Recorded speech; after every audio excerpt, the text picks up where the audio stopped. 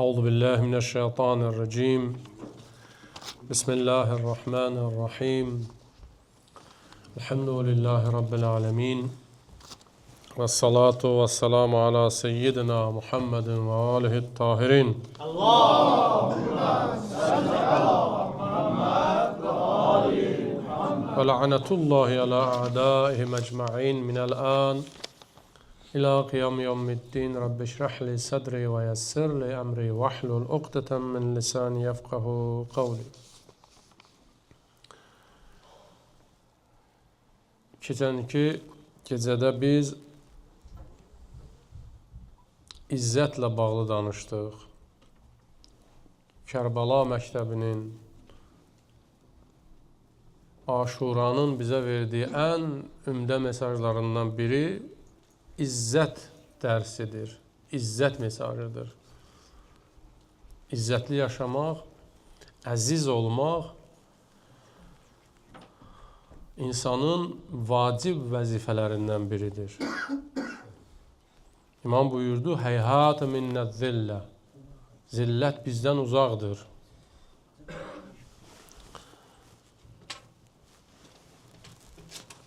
Əziz deyiləndə bizim camiyəmizdə, bizim aramızda mehriban mənası başa düşülür. Filan kəs mənim yanımda əzizdir, yəni mehribandır, onun dəyəri var yanımda, amma bu sözün daha dərin bir mənası var. Ardon ezaz, ərəblər möhkəm yerə deyirlər. İzzət sözü möhkəmlik, məğlub olmaz anlamına gəlir. Allah əzizdir, yəni məğlub olmazdır. Allah bizi izzətli eləsin deyiləndə, yəni məğlub olmayaq. Elə bir ruhiyyəyə sahib olaq ki, heç bir kənar təsirlər bizi sındıra bilməsin, bizi mövqeyimizdən çəkindirə bilməsin. İmam Hüseyin ağa əziz idi, izzətli idi ki, onu xəttindən çıxarda bilmədilər. Ona kənar təsirlər səmtini dəyişməyə gətirib çıxartmadı. Amma insan zəif olanda elmi, iradə baxımından xüsusilə təsirlər onu mövqeyinin dəyişməsinə gətirib çıxardır, ya zəifləyir. Görürsən ki, artıq qorxur, ya tam mövqeyini tərk edir, ya da yavaş-yavaş bu zəifləməyə başlayır. Nə edək ki, biz əziz olaq, izzətli olaq, zillətə düşar olmayaq. Dünən bu barədə biraz danışdım. Şəxsiyyət, insan gərək şəxsiyyətini qoruya. Şəxsiyyət də elə qayıdır izzətə. Şəxsiyyətin olsa, izzətin olacaq. Bu barədə danışdım. Birinci şəxsiyyətdir. Şəxsiyyətini insan qorumalıdır. İndi yenə də bugün dolayısıyla da olsa o mövzuya toxunacağam. Çünki bu çox önəmli bir mövzudur. Necə edək ki, izzətimiz artsın? İnsan var, onun heç ailəsində izzəti yoxdur. Ailəsində sözü getmir. Ya söz desə, o heç ailəsində o sözü qoruya bilmir. Sözünə sahib çıxa bilmir. Adam var, onun bir sözünə insanlar dəyər verirlər, öz yolun tapırlar, ruhiyyə alırlar.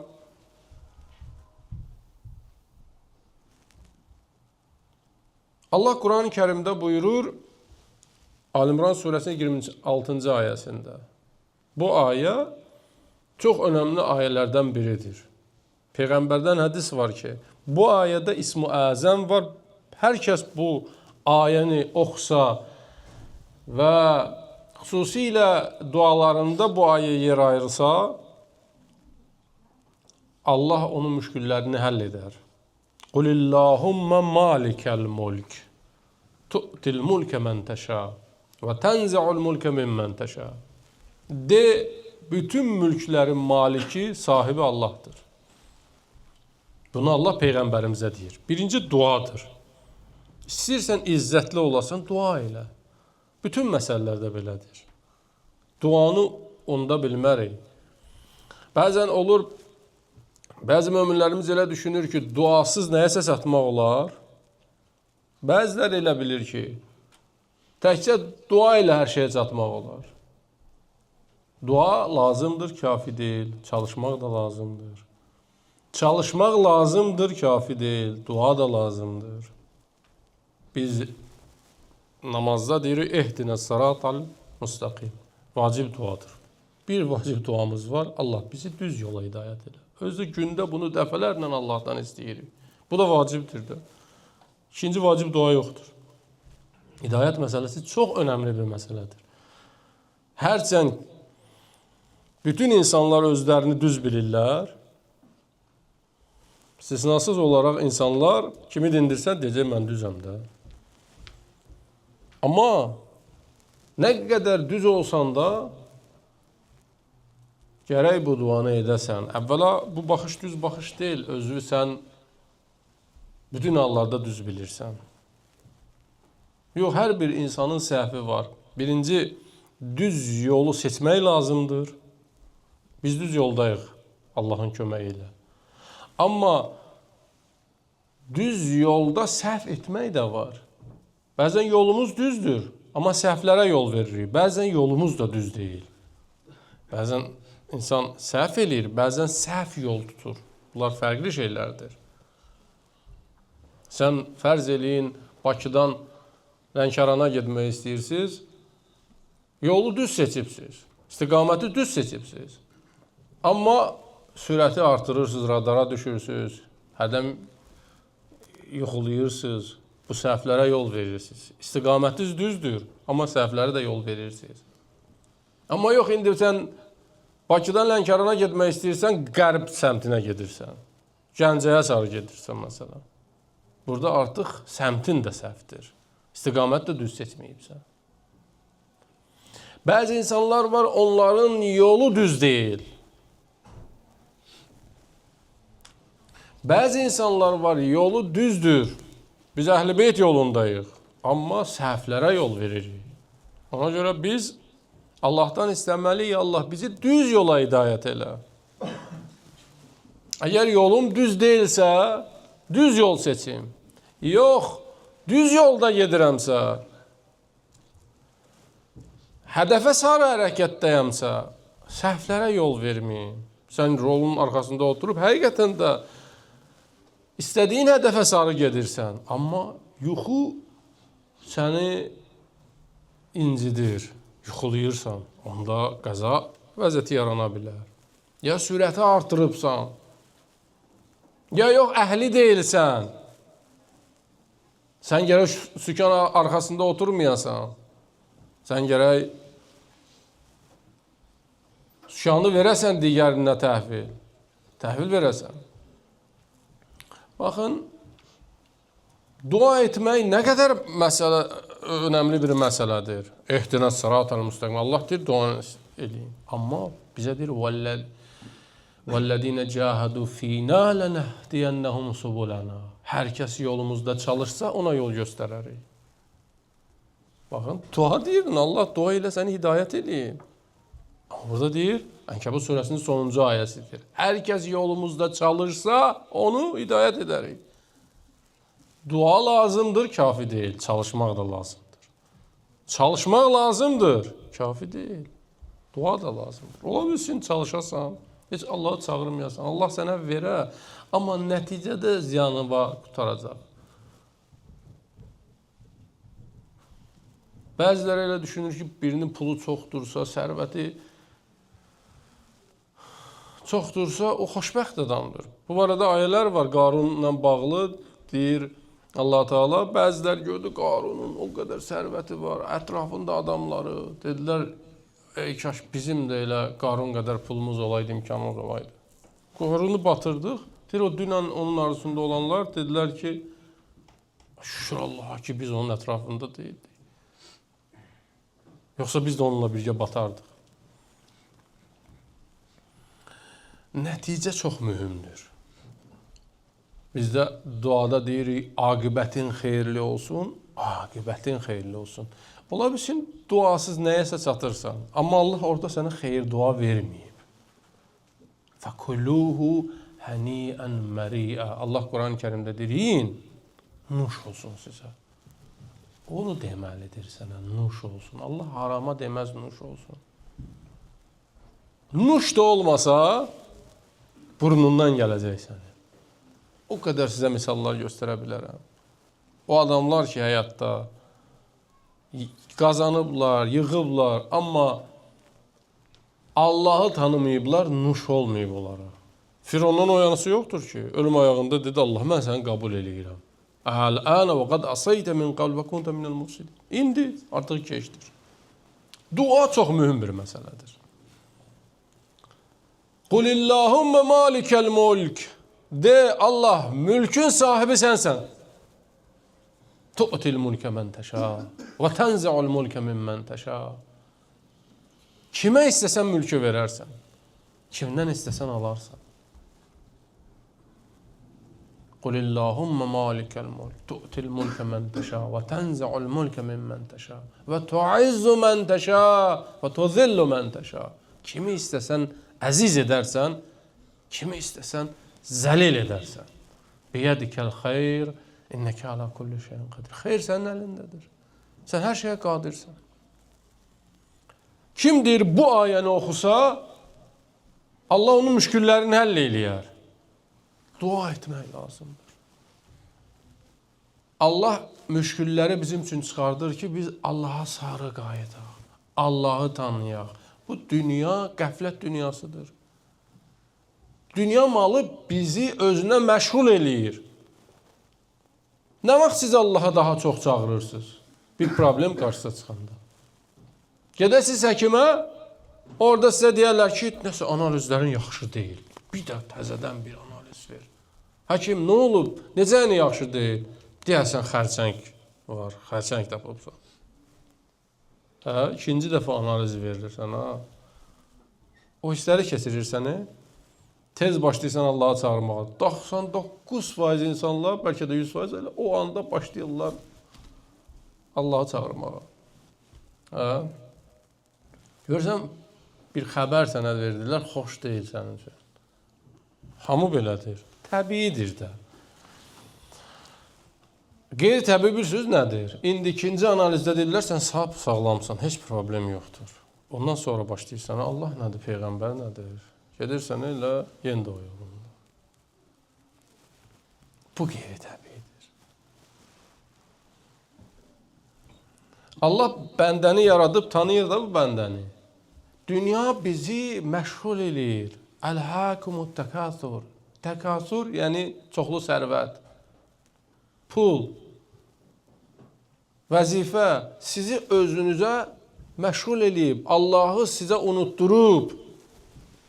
Allah səni sevir, sən Allahın bəndəsisən, istəyir Allahı çağırasan. Allah ona ehtiyacı yoxdur, sənin ona ehtiyacın var. Sənin ona ehtiyacın var. Allahı çağırmayan insanlar çox zəif insanlardır.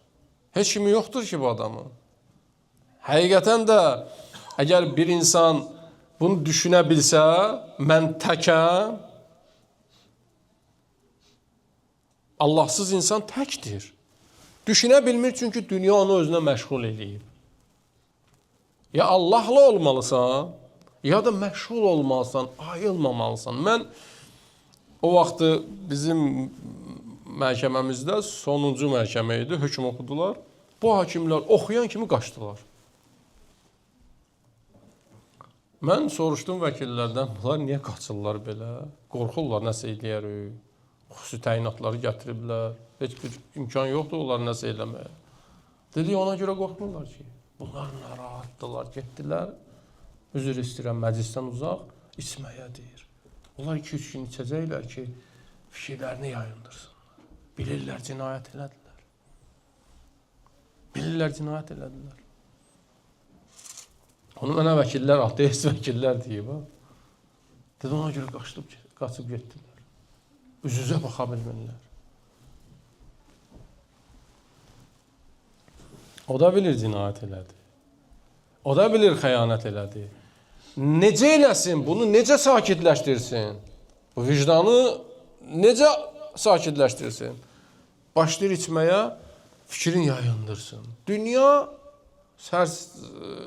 sərvəti, pulu, vəzifəsi belədir, insan özünə məşğul edir. O da Quran-ı Kərimdə məşğul sözündən istifadə edir. Əlhaykumut təkasur.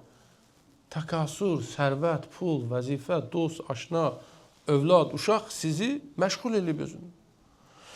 O Allahı tanımayan sərvətli insanlar bir anlığa bilsələr, fikirləşsələr, düşünsələr ki, mən təkəm, tez çalışarlar ki, bir sığınacaq tapsınlar. Onlar ələ pulla, vəzifə ilə məşğuldurlar. Və Allahın da qəzəbi var burada. Bəzən Allah özü fi qulubihim maradun fəzədəhumullahu maraza. Allah bu mərəzi daha da artırır. Qoy elə belə düşünsün. O da elə bilir ki, çox rahatdır. Mən xoşbəxtəm. Yox, sən nə qədər rahat ola bilərsən ki, sən təksən, sən heç kimin yoxdur. Sən düşünsən ki, hər şey bir anlıqda səndən ayrılar, heç kim yanında yoxdur, vəhşətdən, dəhşətdən bayılarsan. Amma mömin, Allaha inanan insan qüdrətlidir. Bizi kim yaradıb ki? Biz öz yaradanımıza sarı gedirik. Axı, ata-ana da vasitədir. Bu dostlar, qardaşlar, övlad, bunlar hamısı vasitədir. Əsl məhəbbət əslində sənin uşağıma yox, Allahadır. Diqqətlə sən fikirləşsən, dərin düşünsən, görərsən ki, sənin dünyaya olan məhəbbətin əslində Allaha olan məhəbbətindir. Elə bilirsən ki, o məhəbbət bu dünyadan ibarətdir. O ürəyin dünyanı istəyir. Sən rahat olmaq istəyirsən də ona görə ev lazımdır sənə. Maşın istəyirsən, rahat olmaq istəyirsən. Nə istəyirsənsə öz rahatlığın üçün istəyirsən. Bu hissi sənə Allah verib də. Əla bi zikrillahi tatmainnul qulub. Deyirsən Allahı tapmasan rahat olmazsan. Bütün bunlar var ha. Biz deyir rahat olaq, narahatıq. Niyə insan ölmək istəmir? Niyə ölmək istəmirsən? Çünki yaşamaq istəyirsən, əbədi. İtirmək istəmirsən. Deməli, sən Allahı istəyirsən, Allaha qovuşmaq istəyirsən. Sən ölmək istəmirsənsə, deməli, sən itmək istəmirsən. Aradan getmək istəmirsən. Bu, Allahın sənə verdiyi bir hissidir. Allah istəyir, sən əbədi yaşayasan. Və nəfəqtu fihi min ruhi. Mən sənə ruhumu üfürmüşəm. Allahın ruhudur sənin cəsədində. Heç vaxt buradan getmək istəmir. Sən ona bağlısan, ona görə ölmək istəmirsən. Deyir, yox, sən burada ölərsən, sonra əbədi olacaqsan. Allahı tanıyan insan qüdrətlidir, tək deyil. İmam Hüseyin ağa Kərbalada tövhüdü məna elədi. Tövhüd nədir? Tövhüd budur ki, hər şey Allahdandır. Hər şey Allaha məxsusdur. Düzdür? İndi gəlib sənə deyəndə ki, Allah Quranda buyurur. Və atuhum min malillahilləzi atakum. Allahın sizə verdiyi mal dövlətdən verin. Deyir, mən vermişəm, sən də ver. Sənin bir kitabın var. Mən sənə deyirəm, onu ver də başqasına. Ola bilsin verəsən, ola bilsin verməyəsən. Bir də var ki, mən sənə bir kitab vermişəm. Deyirəm, onu ver başqasına. Gərək dəli olasan ki, verməyəsən də. Mənimdir, mən də deyirəm, ver də. Allah deyir, mənim sizə verdiyimdən verin başqalarına da. Mən vermişəm sizə. Mənimdir. Kimindir? Allahındır. o sərvət də, o can da, o övlad da. İmam Hüseyn ağa tövhidi Kərbalada məna elədi. Dedi, bu uşaq sənindir. Bu qardaş sənindir. Bu dost sənindir. Bu can sənindir. Tövhid budur. Tövhid budur ki, sən Allaha deyəsən həyatda. Hər şey sənindir Allahım. Həqiqətən də düşünsən belədir. Sən Allaha versən özü, onda qüdrətli olursan. Bir damcı su tökülsə yerə bitkilərin qidası olur. Qalsa göydə buxarlanar. O bir damcı su dəryaya düşsə nə olar? Yaşayar. O ləpəyə çevrilər. Biz o bir damcı suyuq. Biz əgər ilahi dəryaya qovuşmasaq, aradan gedəcək, heç nə olacaq. Zəif olacaq. Ona görə də tövhid baxışı inşallah qismət olsa barədə də danışarıq. Kərbala əməli tövhiddir. Tövhid dərsi verilir orada. Baxın, Peyğəmbərlərin danışıqlarına baxanda Quranda Allah Taala ayələrdə onların danışıqlarını müəyyən ayələrdə nəql edir. Deyir ki, Həzrəti Zəkərya Peyğəmbər, İbrahim Peyğəmbər Allahdan övlad istədi. Fəhəb lənə min lədünkə zurriyyə. Allah mənə bir övlad hədiyyə elə. Hədiyyə demir ver. Hədiyyə elə. Niyə hədiyyə? Mən sənə deyəndə ki, filan şeyi ver mənə, bir də deyəndə ki, hədiyyə elə mənə, fərq var da burada. Hədiyyə elə, yəni bunun əvəzini mən sənə vermirəm. Əvəzsiz ver mənə. Amma filan şeyi ver mənə, ya sat mənə, sat deyəndə 100%, yəni onun qarşılığını verəcəm. Ver mənə də hələ məlumdur, bu qarşılığı olacaq ya olmayacaq. Amma deyəndə ki, mən filan kitabı mənə hədiyyə elə də, mənası var da bunun. Peyğəmbərimiz deyir, İbrahim Peyğəmbər deyir, Zəkərya Peyğəmbər deyir, digər Peyğəmbərlər deyir, Allah bizə övladı hədiyyə elə. Mən sənə nəsə verə bilmərəm, mən kiməm ki? Mənim heç nəyim yoxdur sənə vereyim. Tövhidi məna etmək istəyir. Bu tövhid düşüncəsindən irəli gəlir. Mənə ver Allah, mən nəsə eləyərəm. Bu o deməkdir ki, mənim nəyimsə var, deyirəm Allah, mən bunu verərəm, qurban kəsərəm. Bu pis deyil. Allah mənə övlad versin, qurban kəsərəm. Bir də deyirəm, Allah, sən mənə övlad hədiyyə elə, mən kiməm ki? Mənim nəyim var ki, sən yolunda verəm? Mən hər şeyimi sən yolunda verərəm. Bunlar mənim deyil, sənindir elə. Bu fərqli bir baxışdır. Əgər belə baxsaq dünyaya, öz sərvətlərimizə, imkanlarımıza, Allah yolunda verməkdən çəkinmərik. Rahat verərik. Dua etmək lazımdır. Qulillahumma malikəl mülk. Allah niyə deyir bu ayəni oxuyun? Mülkün sahibi sənsən. Bir vəzir var idi. Alimləri gördü, şiə alimlərini. Dedi ki, mən 1000 bir dəlil gətirirəm Allahın yoxluğuna. 1000 bir dəlillə Allahın yoxluğunu ispat edərəm. Alimlər buna baxdı ki, bunun başı qaçıb. Bir gün də eşitdilər, şah tutub bunu atıb zindana. Salavat verin Peyğəmbər var, Peyğəmbər. Allahümmə salli ala Muhammed və ali Muhammed. Alimlərdən biri dedi, gedim mənə görüm bu vəziri, bu Allahın kar eləyirdi, 1000 bir dəlil gətirirdi. Görəm vəziyyəti necədir? Vəzifə dəyişir də adamı. Mən adam görmüşəm, vəzifədə deyib ki, Allah büzük də. Deyir, Allah büzük. Bir nəfər Mülk surəsinin sonuncu ayəsini oxudu. Orada Allah Taala deyir ki, əgər mən suyu yerin dərinliyinə çəksəm, nətər suyu gətirəcəksiniz? Hardan gətirəcəksiniz? İndi keçmişdə daha çətin olub da, fərz eləyin 100 metrə su gedəydi yerin dərinliyinə. İndi də elə olsa bizim üçün çətin olar. İndi 1 kilometr olsa daha çətin olar, bəlkə də mümkün olmaz. Bu güldü, dedi ki, qazaram yeri, su çıxardaram. Suyu taparam. Gecə yatdı, səhər durdu, başladı gözü ağramağa. Ey qışqırdı, gözüm ağrıyır, gözüm ağrıyır. Gəldi həkimə, həkim dedi, sənin gözünün suyu çəkilir. Gözünün suyu çəkilir. Biz göz qırpanda orada maye var. Məsrəf olduğu qədər də ifraz olunur.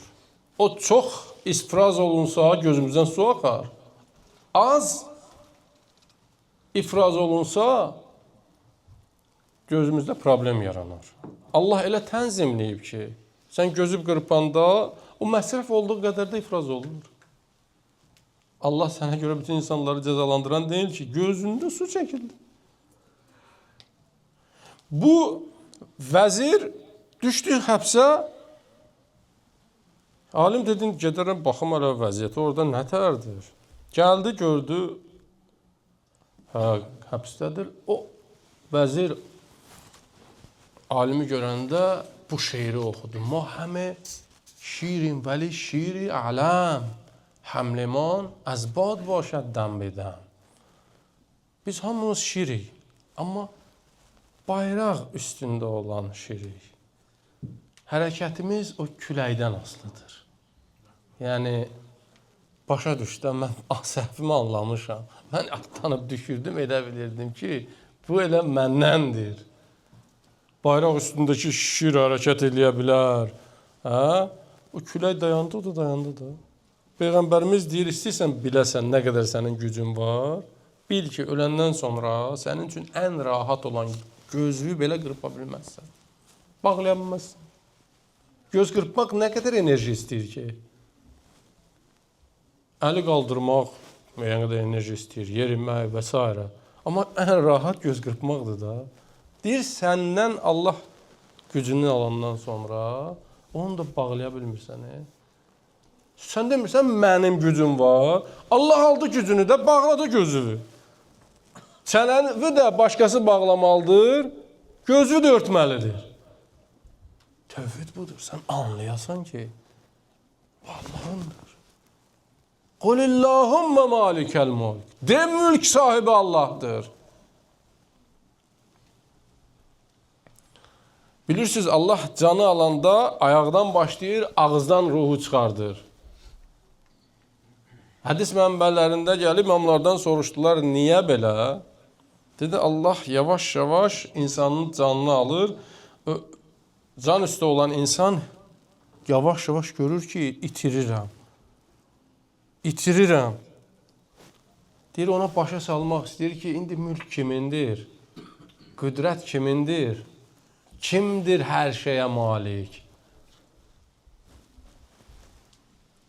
Və həm də ondan dua istəyir, Allahı çağırsın. Allah, sənsən. Bütün mülklərin maliki sənsən. Sənsən hər şeyin sahibi. Buna çatmasa mömin deyilsən. Mənimdir, mən, nə bilim, mənim mülküm, mənim, nə bilim, elmim. Bunlar hamısız. Zəif insanların sözləridir. Kərbala məktəbi tövhid məktəbidir. Bizə çox ağır gəlir həqiqətən də İmam Hüseyin ağanın o vəziyyəti. Amma ağa imtihan verir. Eşqini nümayiş etdirir Allah. Allah istəyib, dedi Həzrəti İbrahimə, mən qurban istəyirəm. Amma bu qurbanı yox. Və fədəynəhu bi zibhin azim. Onu böyük bir qurbanla əvəz etmişik. O qurbanı vaxtında alarıq. Sənin nəslindən olacaq o. Sənin nəslindən olacaq. Biz də bunu başa düşək. Əgər o qurbanları verməyə hazır olmasaq, biz o yolda sabit qədəm qala bilmərik. Bizdən də Allah qurbanlar istəyir. İndi bir dəfə can olur, bir dəfə pul olur, bir dəfə vəzifə olur. Nəyinlənsə keçməlisən. Demirsən, Allahı mən çox istəyirəm. Bir nəfər vəzifəli adam vardı, dedi, hacı, biz də Allahı istəyirik də. Elə bir yerdə idim, çox çətin bir yerdə mən danışırım məndən, mehriban belə danışırım. Biz də Allahı istəyirik də. Dedim, düz deyirsən, hamı Allahı istəyir. Amma söhbət nə qədər istəməkdən gedir. Sən Allahı da istəyirsən, pulu da istəyirsən. Sən Allahı da istəyirsən, vəzifəni də istəyirsən. İndi mən sənə sual verirəm. Əsas məsələ budur. Seçimdə qalsan hansını seçərsən? Allahı seçərsən, yoxsa vəzifəni seçərsən? Allahı seçərsən, yoxsa pulu seçərsən? Birinə qurban verməlisən. Əhabbə ileykum. Allah deyir ki, daha çox nəyi sevirsiniz? Dünyanı, ailəni, uşağı. Yoxsa mən sizə yaratmışam da deyir. Ələ ya'ləm mən xəlaq, mən bilmirəm nə yaratmışam. Mən o sevgini vermişəm də sizə. Mən demişəm sizə ailəni, uşağı, bu kainatı, həyatı sevin. Kim deyə bilər ki, İmam Hüseyin ağa Əbəlfəz ağanı sevmirdi, ona görə qurban verdi? Əbəlfəz ağa digərlərini sevmirdi. Ya İmam Hüseyin ağa xanım Zeynəbi sevmirdi, uşaqları sevmirdi, səhabələrinə məhəbbəti yox idi. Yox, sevirdi, amma daha çox sevdiyi isə vəllədiyinə amanı əşəddə hubbən lillah, Allah idi. Möminlər Allahı daha çox sevirlər. Məntiq bundan ibarətdir. Dedim, sən Allahı sevirsən, bunu heç kim inkar edə bilməz. Amma gəlib seçimdə qalanda, deyirsən, Allah sən gözlə. Mən pulu sənə qurban verə bilmərəm. Mən dostumu sənə qurban verə bilmərəm.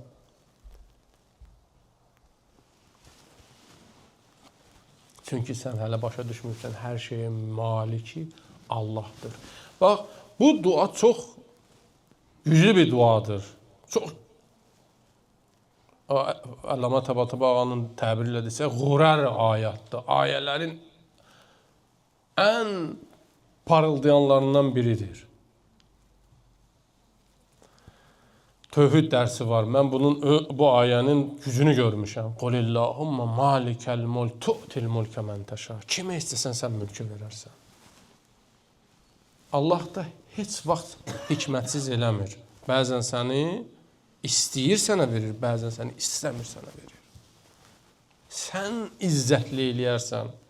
İzzət də Allahdadır, zillət də Allah verir zilləti. Baxmayaraq Yezid oturmuşdu taxtında, İmam Hüseyin ağa Kərbəla meydanında tək qalmışdı. Amma izzətli Allah dərgahında kim idi? İmam Hüseyin idi. İndi İmam Hüseyin izzətlidir, yoxsa ümumiyyətlə bu zalimlar? İmam Hüseyin ağa cənnətdədir, bu dünyanı çoxdan tərk edib gedib, amma adı gələndə onlar qorxurlar ki, ayıqdadır, yenə də İmam Hüseyin adı gəldi. Kim izzətlidir? Allah bir əzəmət verib ki, bütün Yezidlər İmam Hüseyindən qorxurlar. Tək o Yezid yox. Adından qorxurlar. Bugün ağ evi də sirkəliyib ki, bu nədir, bu Hüseyin məhəbbəti nədir?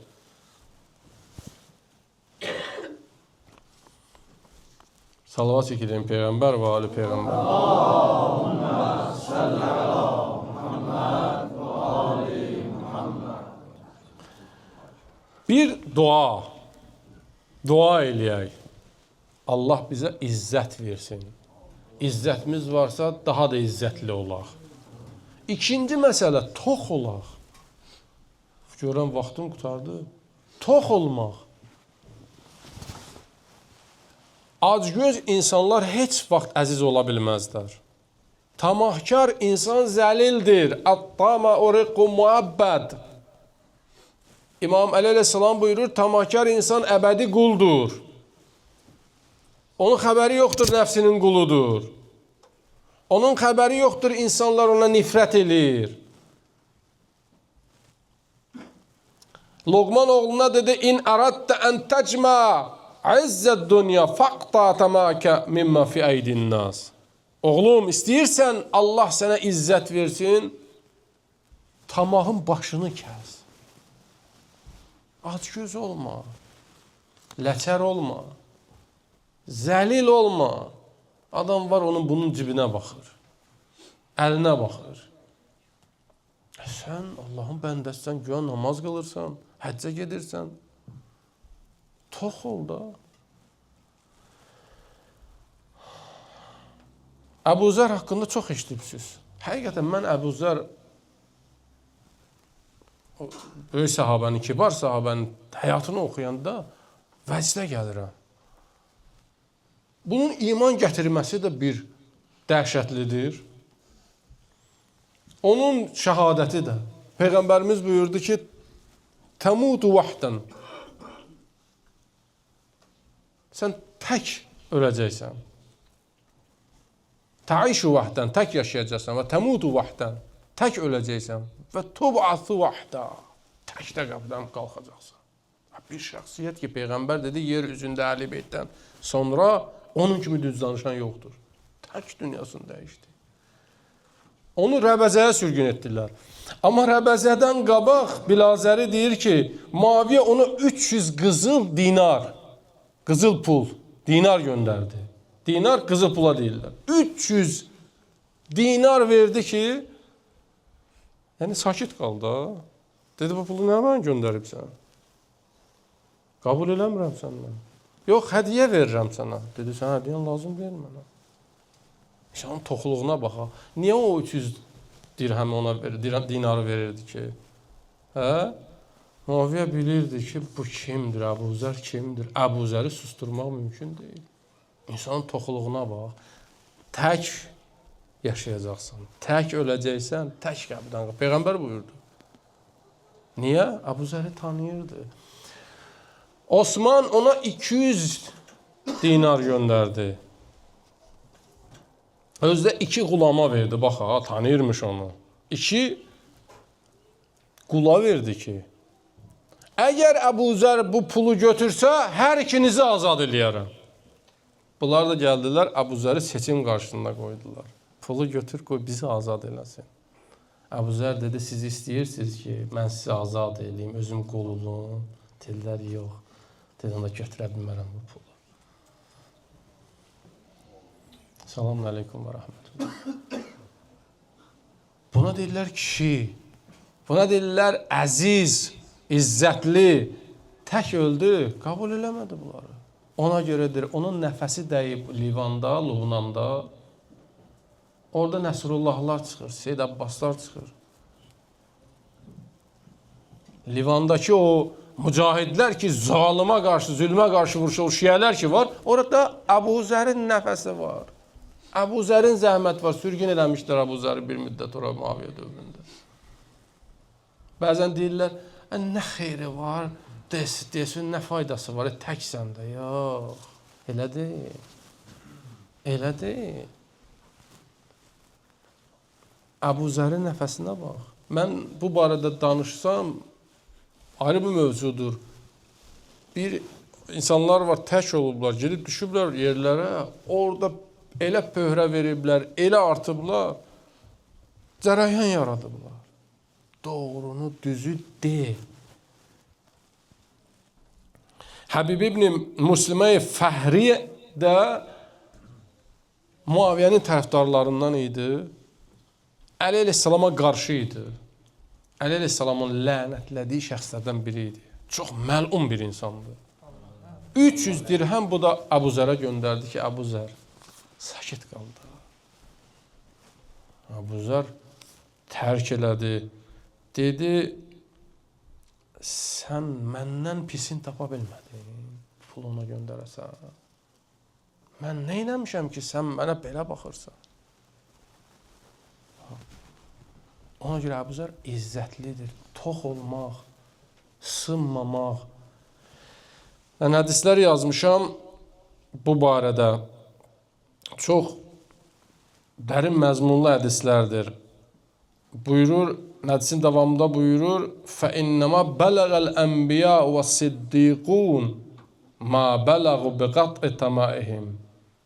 Siddiqlər, o sadiq insanlar ki, məqsədlərinə çatıblar, ali dərəcələrə yüksəliblər, onlar tox olduqlarına görə o məqama yüksəliblər. Tox olmaq üçün insan gərək Allahla tanış ola, Allahı tanıya. Tox təkcə məclisdə az ehsan yeməkdən getmir. Kimdənsə pul almaqdan getmir. Bəzi adamlar var, vəzifənin adını eşidir, qaçır. Tərifləsən əyilər. Süfrəyə əyilməz. Pula ola bilsin əyilməz, amma tərifləsən əyilər. Səcdə eləyər. Qorxar əyilər. Əbuzərdə nə arz Nə Hacı Əbuzər, nə qorxaq idi, nə vəzifəyə getdi, təslim oldu, nə şan şöhrətə. Bu xüsusiyyət çox ümdə bir xüsusiyyətdir. Mənim vaxtım azdır. İnşallah bu arada bugün tamamlayıram. İnşallah sabah bu arada geniş və ətraflı yenə danışacağam. İki mən səbəb dedim. Bir, duadır. Duasız heç bir şeyimiz yoxdur. Allahdan izzət istəmək lazım, izzətli qalmaq. İkinci, tox olmaq lazımdır. Tox olmaq üçün də mənbəni dedim. Gərək tövhid əhli olasan. Allahı tanıyasan. Biləsən ki, hər şey Allahdandır. O bu ruzu vermir. İzzəti o bu vermir. Odur əziz eləyən, odur zəlil eləyən. Əgər bu maddi, dünyəvi meyarlara qalsaydı, Yəzid əziz olaydı. Mən Muaviyənin qəbri üstünə getmişəm. Yaxın düşmək olmurdu. Gələnlər də daş atı, bəzən söyürlər, təhqiramiz hərəkətlər ilə bunu görmüşəm. Amma Əli əleyhissalamın ziyarətinə gedənlər, Əli əleyhissalamın o məzarı, Yezid ümumiyyətlə hardadır? Onların yolu hanır, onların xətti hanı? İmam Hüseyin Əhlibeyt xətti hardadır? Qur'ana qarşı çıxanlar hardadır? Qur'an hardadır? Kəlimətullahiyəl oliya. Əbəlfəz ağanın başını nizədə qaldırdılar. Əbəlfəz ağanın başını nizəyə taxdılar. O qəlblərdədir. Onlar elə düşündü, Yezid elə bir tələ qurmuşdu ki, İmam Hüseyin ağanı küfəllərin əli ilə ona görə qətlə yetirdi ki, küfəllər ora çağırmışdılar. Desin ki, mən heç nə eləməmişəm. Küfəllər çağırdı, küfəllər də qətlə yetirdilər. Nə kamera vardı, nə jurnalist var idi, nə orada bir o səhnəni görüb sonra danışan digər şəxslər var idi. Xanım Zeynəb salamullah aleyha idi, bir də İmam Zeynəl Abidin. Bu həqiqətləri Allah bizə çatdırdı. Bugün dünya məzlumlarının şüarıdır ya Hüseyin. Dünya məzlumlarının. Bugün bütün dünyada, Amerikanın özündə, Avropada, nəinki onların sadə insanlarının, savadsız insanlarının dilindən, hətta onların savadlı, ali savadlı insanların dilindən bu şüarları biz eşidirik. Görürsünüz də, nətər siyonizmə qarşı, zülmə qarşı bütün dünya ayılıb. Bu İmam Hüseyin şüarının, məktəbinin nəticəsidir. Bu zülmə qarşı mübarizə bu çox ümdə bir məsələdir. Bunun nüvvəsini təşkil eləyir. İmam Hüseyin ağanın məktəbi bunun nüvvəsini təşkil eləyir. Və İran xalqı ki, qorxmur, mübarizə aparır, müqavimət cəbhəsi ki, istər Livanda olsun, istər Yəməndə olsun, istər Fələstində olsun, İmam Hüseyin məktəbindən ilham alırlar. Dünya şokdadır. O günləri oxuyuram, bir Hindistanlı partiya sədri deyir ki, biz bilmirik bunlar bu şəcayəti hardan öyrəniblər. Gərək bunlar barəsində şeylər haqqında bir araşdırma aparaq ki, niyə bunlar bu qədər şəcayətlidirlər? Qardaşım, hələ biz biraz yaxınlaşmışıq İmam Hüseynə, biraz Allahı tanımışıq. Allahı tanımış olsaq, qüdrət Allahındır. Allah bizə deyir, həm dua ilə, həm də çalış ki, mübarizə apar ki, kimdir ki, sənin qabağında duranlar? Onların heç kimi yoxdur. Bizim Allahımız var, Allahı da düzgün başa düşmək lazım. Kərbəlada İmam Hüseyin bunları bilirdi. İmam Hüseyin ağa çox gözəl başa düşürdü ki, burada əslində Yezid və Yezid kimlər məğlubdular? Bu məktəb yaranacaqdır.